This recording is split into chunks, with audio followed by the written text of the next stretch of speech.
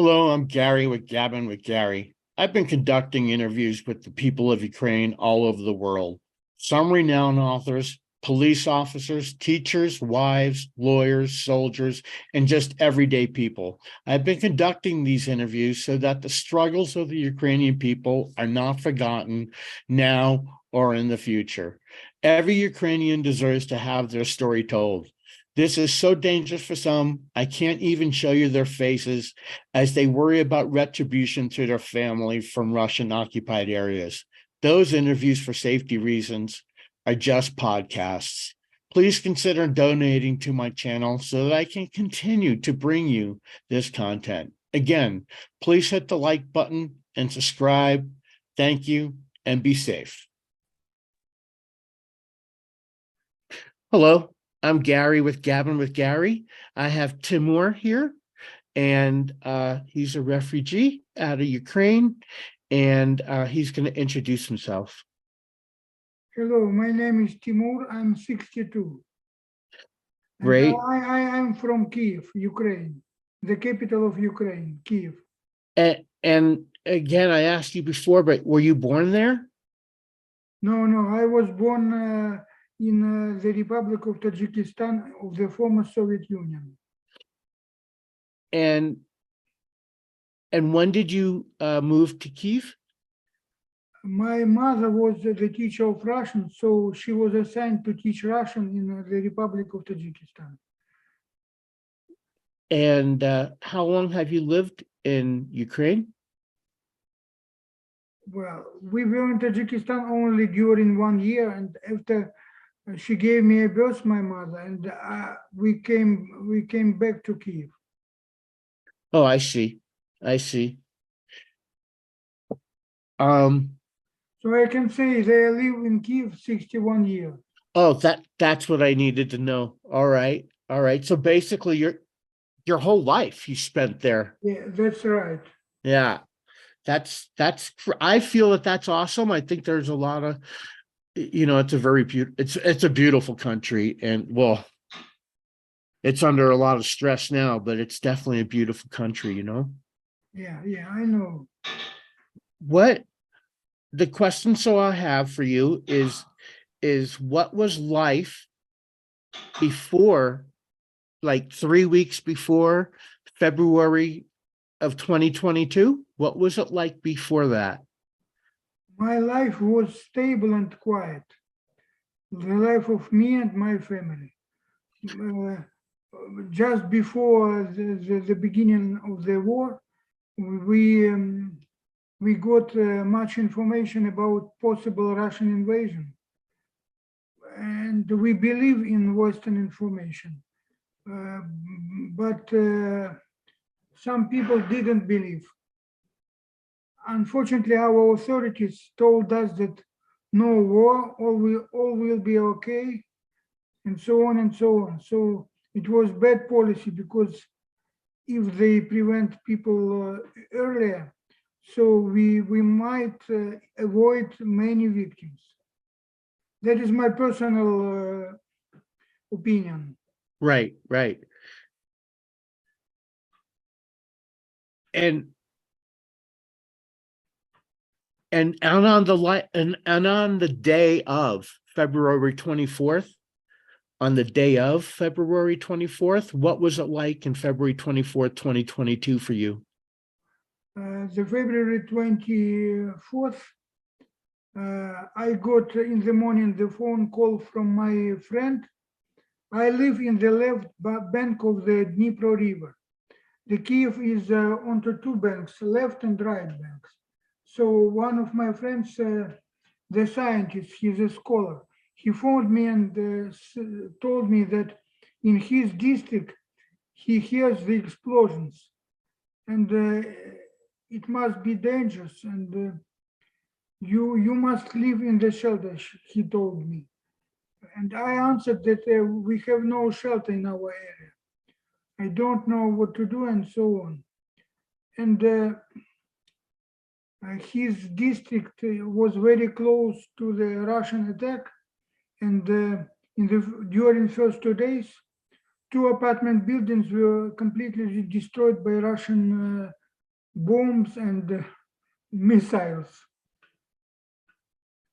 Very scary for sure. I'm very, very, very sorry. Do you live with your wife, and what's her name? And do you live with anybody else? I live with my wife and our stepson. Wife and stepson. How old is your stepson? More than 30 years old, maybe 34, like something like this. And he's with you now? He's with us here. No, that's perfect. That's good. So what were your feelings that day, when the war started? Were you scared? Were you not scared? Were were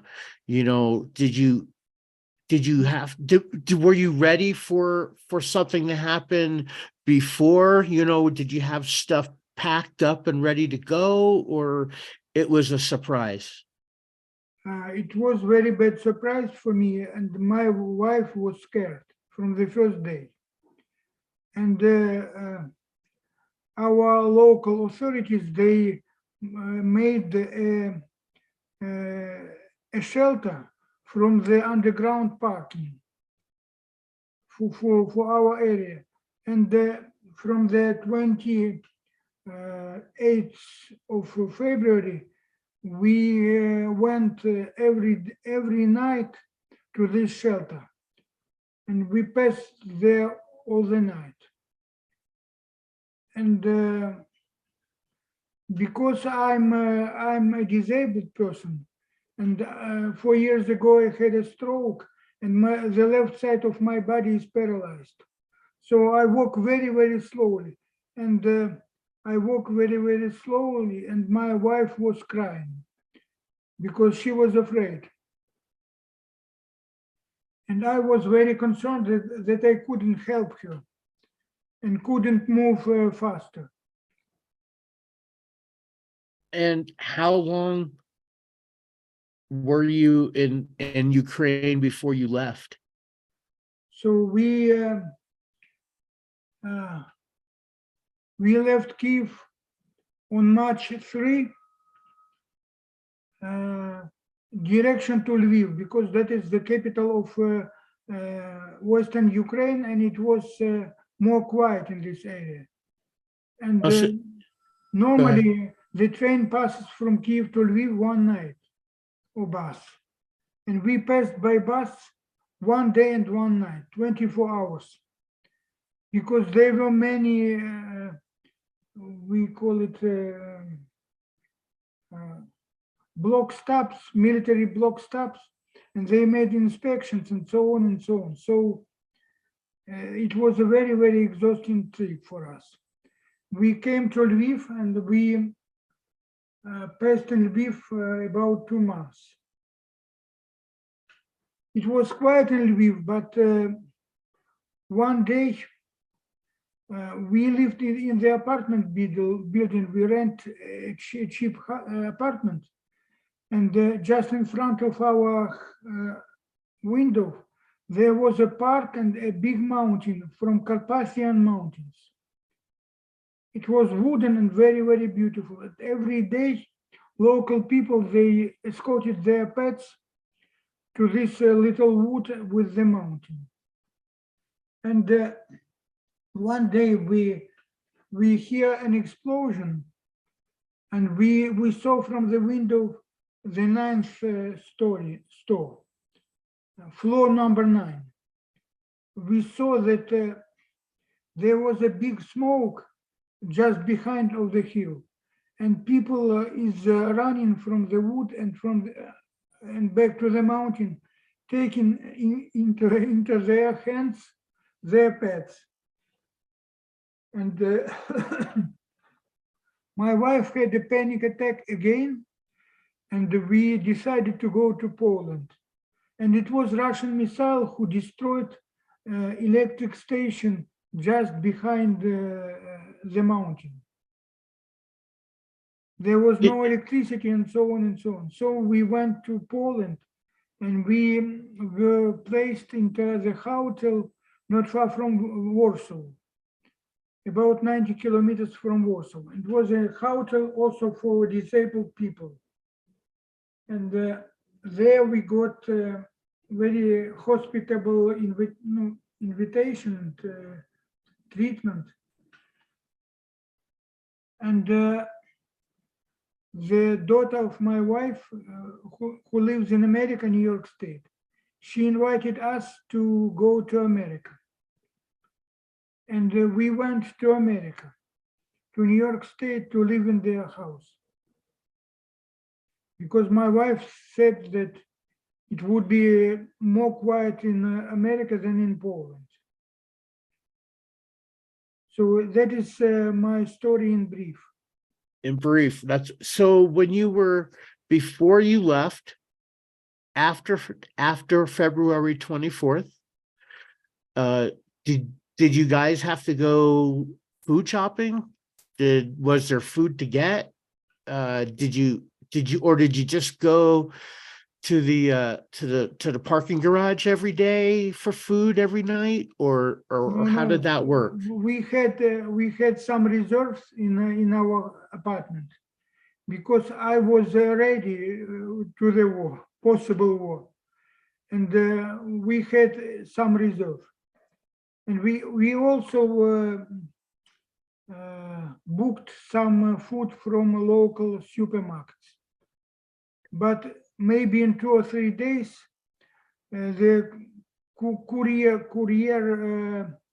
delivery was stopped, and there were very long queues to the shops.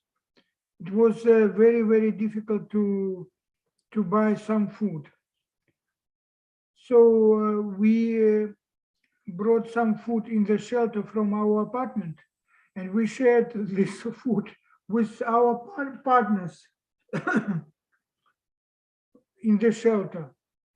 We met some new friends in the shelter, and it was okay for me in any case. Did you sleep in the shelter every night? Yes, every night during maybe 2 weeks. And then when you were sleeping, where did you sleep in the shelter? Was it on the ground? Did they have cots? No, we were bringing from home every night some mats, and we were sleeping on the mats. Okay, all right. But you had to take them every day and bring them back every night? 2 first days we were bringing them, but after we were leaving them, because every visitor of the shelter, he had his own space, and nobody touched it. Oh, good. And during that, also that same time, did you happen to see any atrocities? But no, you were just in Kyiv, correct? Correct. And when you were in Kyiv, besides the power station getting destroyed, was there any other devastation that was a problem for you? In our specific district, there was no big devastations. Only one day, the Russian missile attacked the private house, and it was completely destroyed, and one old lady was killed, unfortunately. But as far as the apartment buildings we lived were concerned, there was no big devastation. The big devastations were on the right bank, and we lived on the left bank. And we lived just in front of the bridge who linked two banks of Dnipro River. Oh. And it was a strategic goal for Russians. That's why my wife was very afraid that one day they will attack the bridge and our apartment building too. And you were there when the apartment building was getting shot at? When they said that when they were attacking the bridge and your apartment building, Were you there when they were attacking the bridge? Uh, they never attacked the bridge. Oh, okay. I misunderstood. Um, and how is your wife now? She's okay. She's communicating with her daughter, and she's okay. Her daughter is in Ukraine? Her daughter is in New York State. Oh, She works here for the IT company, and she's a graphic artist. And oh, her that's husband too. that's great. That's great. So how long have you been in the United States? In the United States, we are, I don't know, about 8 months maybe. About 8 months. And you started in New York City? We started in New York State, Hopewell Junction. Oh, okay. And then from there, where did you go? From there, we went about maybe 2 weeks to Jersey City. And now we live in the apartment building in Jersey City. And I guess how do you pay for the flat? Our relatives help us, Oh, that's great. and we That's are great. looking for the job. I applied as a Ukrainian English interpreter in Indeed site, Oh, that's great. and I'm waiting for the job. I bet you'll probably get it. You know, you should try the police stations too. The police need translators too, not just the state, the police. And then maybe a lot of the big companies that deal with Ukraine still need interpreters, I would believe. I hope so, but just for now, I have no job offers, unfortunately. Yeah. I try. If you have some information, please think about me, okay? Oh, yeah. There's no doubt when I post this too, I'll make sure to say something, well, we'll say it right now that you're looking for a job. And if anybody knows that you can get a hold of me, and then I could forward it to Tymur, and I'll also list, I'm sorry, do you have, what state do you live in? I live in Wyoming, Wyoming? but it's in the middle. Okay, I understand. But Wyoming, but I lived in 8 or 9 states. I was born in New York, okay. and I lived on the East Coast for a lot of my life and on the West Coast. And what is the time difference between Jersey State and Wyoming? 2 hours. 2 So I'm hours. two. Okay, So thank you. Now I know. yeah. So now it's what, 10 o'clock, 10:15 your time. So it's 8:15 my time. Okay, I understand. Thank you. And then it's from where I live to Ukraine, it's 8 hours plus. So if it's noon here, it's 8 p.m. in Ukraine. From here, it's 7 hours. Oh, Because every interesting. day we phone to Ukraine, I have my mother who is 85, and she's very, very afraid too, because she lives just in front of the military plant, and she's very, very afraid. And from here, we book the food for her, because during 5 years, she doesn't walk, almost. So, okay, so wait. So does your wife and you have your parents in Ukraine right now? The parents of my wife, they died. Okay, and so it's just your mom, and she's in Yes. Ukraine now, Only my mom, she's in Kiev now. in Kyiv, and obviously in Kyiv, it's very safe. It's safer than in some other places. For example, in the east or in the south of Ukraine. Mm-hmm. Mm-hmm. Yeah, because it seems like, they have to really protect the capital. So it's probably a little safer than other places. It's not very safe because they attack Kiev with Iranian drones or with Russian missiles. All right. The main goal of Putin is uh, to make panic in the capital. Oh yeah, he's a terrible person. There is no He's a doubt about it. criminal. He's a bastard criminal. Well, I wouldn't say bastard. That's not mean enough. He's much more. He's a He's he's much more barbar. he's a fucking asshole, and Yeah. Putin deserves to die. And I think that it's going to happen one day. It won't happen today, unfortunately.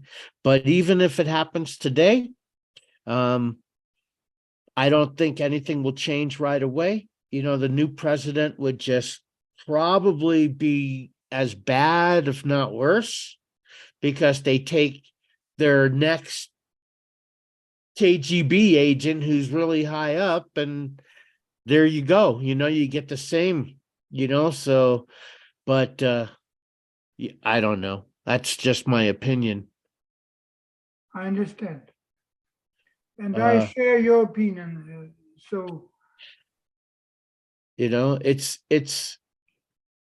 the travesty to the humans, all the civilians, is just, it's incredibly, it makes me so mad. I mean, when you look at Bucha, is it Bucha or Bucha? Bucha. So when you look at Bucha, uh, that made me really mad. I guess it made a lot of people really mad and sad, but people forget when you're not Ukrainian, or you're not there, so people come complacent. And that's another reason why we need to make sure these interviews are heard, so that people understand what you're going through because of Putin, for no reason. I have very close friend who is a single lady, and she lives in Bucha. She escaped from Bucha to Germany during first days of the war. And now she came back.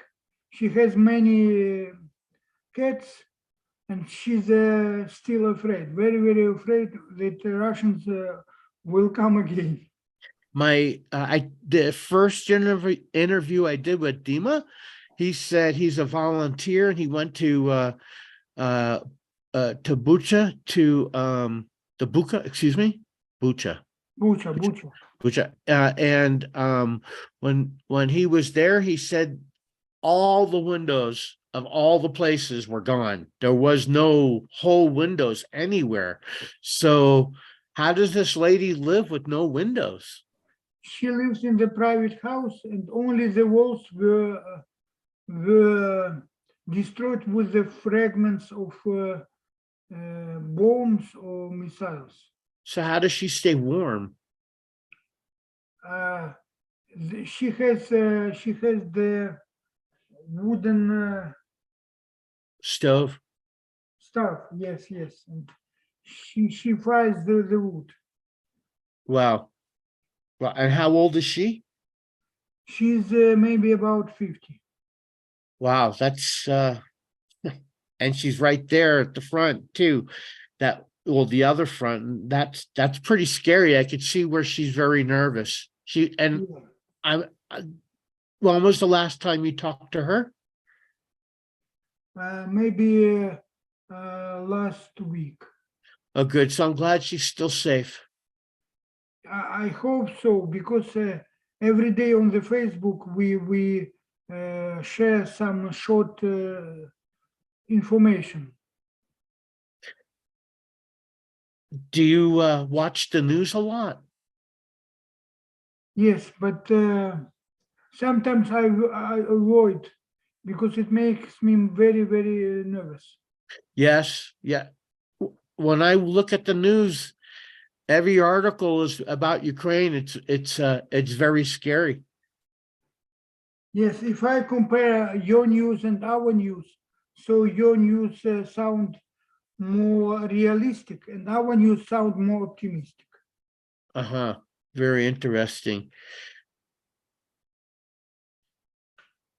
what I would like to know your feeling about President Zelensky prior to February 24th. And of course, after, he's just been amazing. He's an amazing president, sir. And I was just wondering your feelings on how he was doing before, because I was told that before, not many people were getting, they weren't really happy with him. But then, of course, afterwards, he is just an amazing president. Well, you know that he's the former actor. Right. And he plays, unfortunately, he plays more than he really makes. He really does. Oh, you think when he comes out, he's more acting than not every day? Yes, I think so. I think that he has to put on that strong face. Otherwise, you don't want to look scared, Yes. because then you look at. Sometimes he plays well, especially for the external auditorium. But for inner auditorium, he plays sometimes very bad. Very That is interesting. my personal opinion. In personal opinion, yes. And do you have any other family members in Ukraine? I have my aunt who lives in Uman. Uman, that is the capital of Hasidism. Do you know Jewish religious I don't know how to say, movement maybe, Hasid. Yes, the Hasid, yes. Uman is a little town. The first days it was also attacked by Russians. And now the life there is more quiet, and people are also afraid. My aunt is single, so she's more than 80 years old, and she's afraid. Are you thinking about going back anytime soon? Maybe. It depends on many factors, also my possible job, and so on and so on. I think your possible job will be on the computer. Yes, I'm looking for remote job as an interpreter or translator. See, that way you can work from anywhere. It doesn't matter where you are. If you were in Ukraine, you can still do that job. Yeah. I hope so. Is there anything that you would like to tell everybody that hears this interview that you would like to tell? I would like to tell only that Ukraine needs support, moral support, financial support, and military support. And it is very, very important. I concur with you 100%. And diplomacy, people to people, is also very important. The diplomacy people is very important. They just released a whole bunch of soldiers again. There was another